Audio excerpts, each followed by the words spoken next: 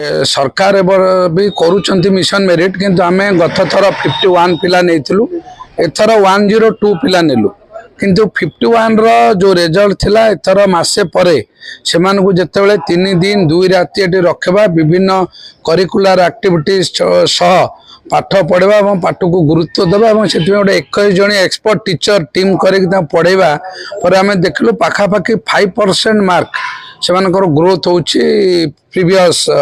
mission merit द्वारा एवं आशा करुचु आमर जो 100 पिला जो एटी मिशन मेरिट पार्टिसिपेट करुचंती एवं आउ मासे 20-25 दिन पर जो परीक्षा अच्छे आम आशा करुचु प्रीवियस ईयर रिजल्ट ठारू 5 टाइम्स भल रिजल्ट हम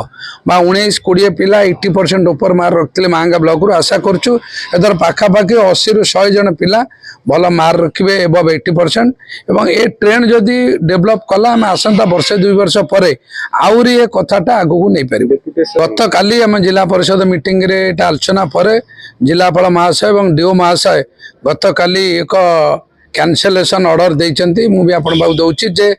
समस्त शिक्षक जो माने मूल स्कूल रे थिले डेपुटेशन शहर को आस्तेले समस्त डेपुटेशन कैंसिल हो जाइछि